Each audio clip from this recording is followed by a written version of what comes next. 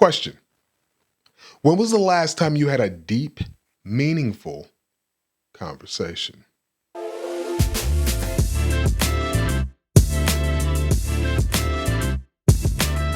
Welcome back to another episode of the Cosmic Ballet. I'm your host, Fish, and today we're diving into a topic that many of us grapple with, but we seldom discuss: the dying art of real conversation. Now, I'm not just talking about surface level small talk, not like, the emojis, text messaging that gets left on red for days on end. I'm talking about that deep, genuine human connection. The kind that makes you feel seen, heard, understood. But somewhere along the way, we started losing that. We got lost in translation. We got more ways to communicate than ever, yet people still feel more disconnected than ever. So today, let's talk about why real conversations are fading, how it's affecting our relationships, but most importantly, how to bring them back. Let's get it. So let's be real. When was the last time you had a deep, meaningful conversation? And I'm not just talking about small talk, not just a quick exchange of words, but a real, uninterrupted, soul-level back and forth where you felt truly heard and understood. Think about it for a moment. For most of us, it's probably been a while. We live in an era of quick replies, voice notes, auto-generated responses. We drop an LOL without actually laughing. We skim messages, send a thumbs up, and move on. It's easier, it's faster, it's more efficient, but it's also shallow. Social media has made communication so instant, but it's also made it so empty. We comment congrats under a major life event, but we don't actually pick up the phone to celebrate it, to call somebody. We send a hope you're doing well, but don't stick around long enough to even get a real answer. And slowly, almost without realizing it, we're forgetting how to truly talk to each other, especially in person. The truth? Most of us, we never actually learned how to communicate deeply in the first place. We were usually told, just be nice, but not how to be real. We learned how to network, but not how to connect. We got good at talking, but not at listening. And somewhere along the way, conversations became more about what's convenient than what's meaningful. So what happened? Why has real conversations become a lost art? Let's break it down.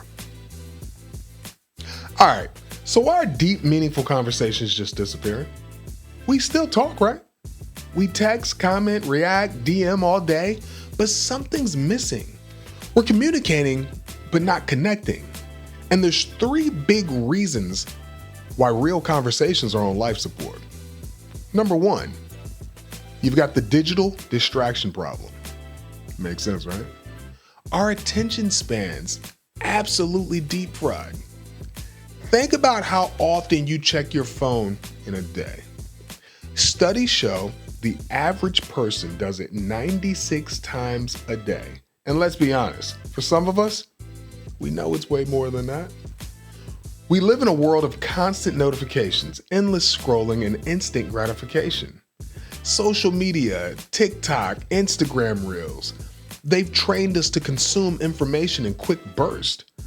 Our brains now crave fast, stimulating content over slow, meaningful connection. Ever sat at dinner and felt the urge to check your phone mid-conversation? It's not just a habit. It's a rewiring of our brains.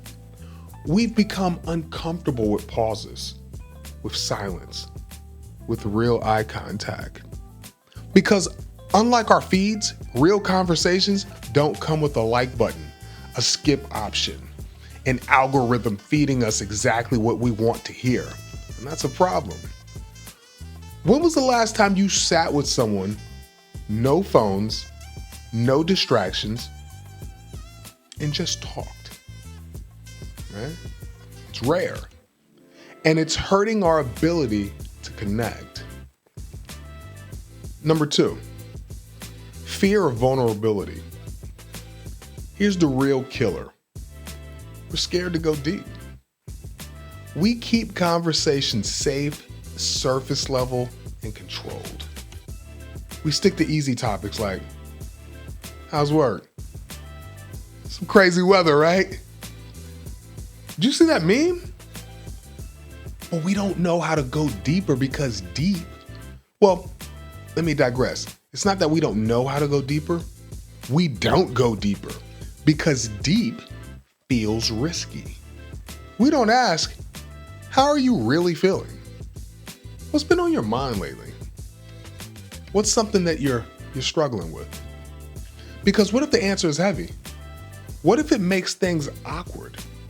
Somewhere along the line, we started seeing vulnerability as a weakness. We think if we open up, we'll be judged. If we share our struggles, we'll be seen as less than. So we keep it light. We avoid the real stuff. But here's the truth. Deep connections only happen when we're willing to be real. Think about the strongest relationship you have in your life, or relationships. The people you trust. I guarantee those relationships were built on moments of realness, of vulnerability. Maybe it was a late night talk where you finally shared what was on your heart. Maybe it was someone opening up to you first, making you feel safe to do the same thing. Vulnerability isn't a weakness. It's the foundation of meaningful relationships. If we want deeper conversations, we've got to stop playing it safe. Number 3, the rise of performative conversation. Here's a hard truth. A lot of people don't talk to connect. They talk to perform. Social media has made us hyper aware of how we sound, how we look, and how we're perceived. Instead of talking with someone, we're crafting responses like we're on a stage. We choose words that make us sound impressive, but not honest. We phrase things in ways that will get the most approval, but not authenticity. We speak in sound bites, captions, and tweet-sized takes instead of raw, unfiltered truth. We've started to value being interesting over being interested. And you know what happens? Instead of listening to understand, we listen to respond. Instead of asking real questions, we say things that make us look smart, funny, clever, witty. Instead of talking to build connection, we just talk to win conversations. We're performing, not connecting. So what happens when deep, meaningful conversations start to fade? What's the real cost of living in a world where communication is first, but connection is shallow? The truth is, it's hitting us harder than we realize. Friendships feel surface level. Think about your friendships. Are they built on real connection or just shared memes and quick check-ins? It's easy to fall into a rhythm of casual exchanges. Hey, how's it going? Busy? You? Same. And that's it. There's no depth. There's no substance. Just routine words with no real weight. We might have 100 contacts in our phone, but how many people do we actually turn to when life gets heavy? Without real conversation, friendships just stay surface level. And over time, they just fade. Families, they feel distant. Now let's talk about family. Because family should be our foundation, right? Our emotional home. But in so many households, real conversations barely exist. Instead of checking in deeply, we ask the obligatory questions. How was school? How's work? Did you eat? We talk around things instead of getting to the heart of what really matters. And when tough topics come up, like mental health, relationships, struggles. We avoid them. And the result? Families start to feel more like roommates than real emotional support systems. Romantic relationships, they lose their depth. Romantic connections, they thrive on connection and emotional intimacy. But when we stop having real conversations, relationships start feeling empty. We go on dates, but we're distracted by our phone. We have disagreements, but instead of talking it out, we send passive-aggressive text. We say I'm fine when we're really not fine. Love isn't built on grand gestures. It's built on consistent, honest, open conversations. When that foundation starts crumbling, even the strongest relationships can feel like strangers just sharing a space. Even workplaces suffer. This isn't just about personal relationships, it affects our professional ones too. A workplace where people only communicate through emails and Slack messages or Teams, it's missing something important: real leadership. Great leaders don't just manage tasks, they build relationships. They ask those real questions. They listen. They understand what motivates their team beyond deadlines and KPIs. But in a real world, meetings are rushed, check-ins are robotic, and people hesitate to speak openly. Workplace culture, it just suffers. Employees don't feel heard, teams feel disconnected, and companies wonder why morale is so low. Communication isn't just about things getting done. It's about creating a culture of trust. And worst of all, people are lonelier than ever. Here's the heartbreaking part. We've never been more connected, yet we've never felt more alone. Social media gives us endless interactions, but very little true intimacy. We have hundreds of so-called friends online, but struggle to name 3 people we'd call at 2 a.m. when life goes to hell in a handbasket. We say we're fine when we're actually drowning in silence. Loneliness isn't about being alone.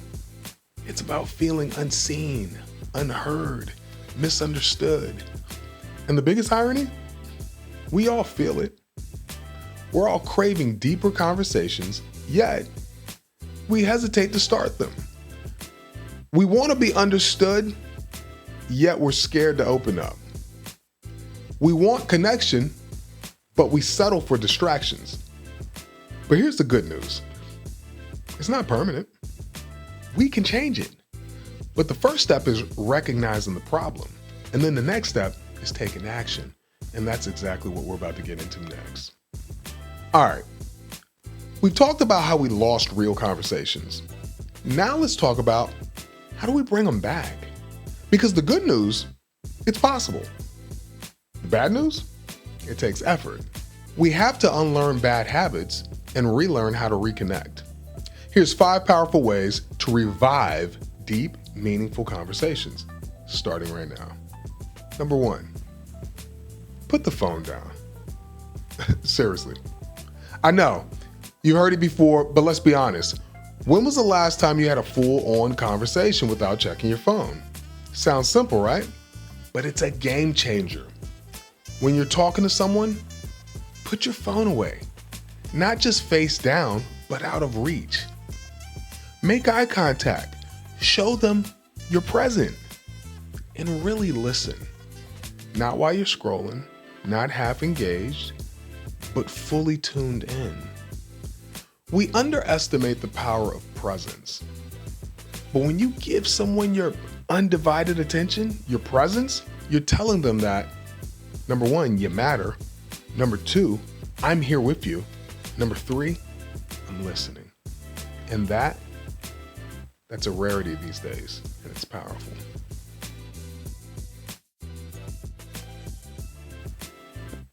If you want better conversations, ask better questions.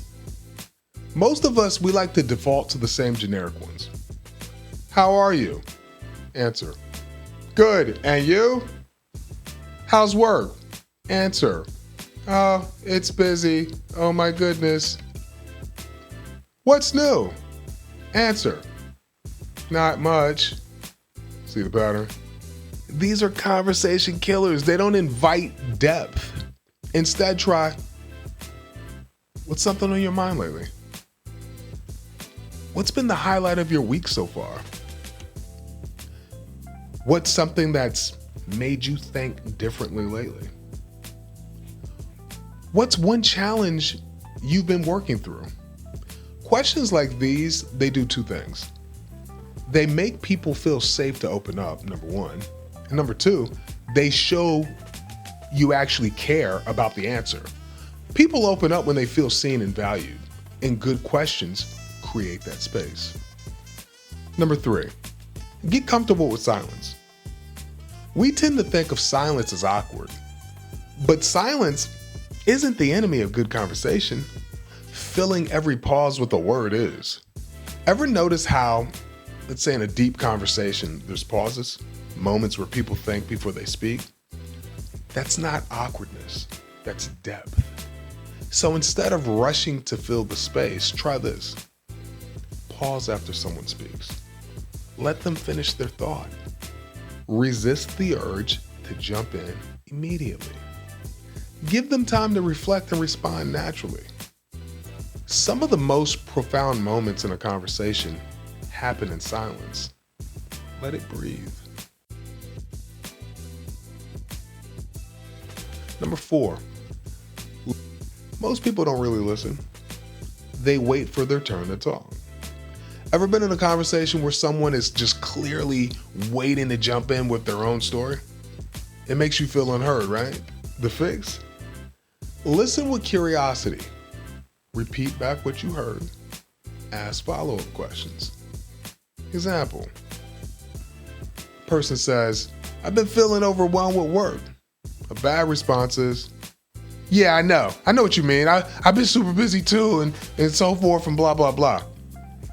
The shifts focus back on you. A good response is, yeah, that sounds pretty bad. What's been making work feel overwhelming lately? So this keeps the focus on them. The goal isn't just to hear words, it's to make the other person feel truly heard. So when people feel heard, they open up more. When they open up more, conversations get deeper. Practice vulnerability. If you want real conversations, be real first. We often wait for the other person to open up first, but deep conversations start when someone is willing to go there. So be that person. Instead of just agreeing, share your perspective. Instead of keeping it light, share something personal. Instead of waiting for the right moment, create it. Example would be like something surface level. Yeah, work's been busy. Okay. Being vulnerable, yeah, work's been overwhelming, honestly. I've been struggling to balance everything. See the difference? One invites nothing. The other invites connection. And here's the magic. When you go first, people follow. Real conversations, they don't just happen. They start with us. Look, at the end of the day, we're all just trying to be seen, trying to be heard, trying to feel like we matter. And the way we do that? Through real conversations. Here's the formula. Put the phone down. Presence is powerful. Ask better questions. Go beyond small talk. Get comfortable with silence. Let that depth happen. Listen to understand, not just to reply. Be real. Vulnerability creates connection. And most importantly, make it a habit. Every conversation is a chance to practice. Every moment is a chance to connect. So let's start now. Because when we bring back real conversations, we bring back real connection. And that's how we change the game. Question. When's the last time you honestly had a real deep conversation? Like, comment, subscribe, and I'm gonna see you in the next one. But until then, stay grounded, stay humble, but most importantly, stay you.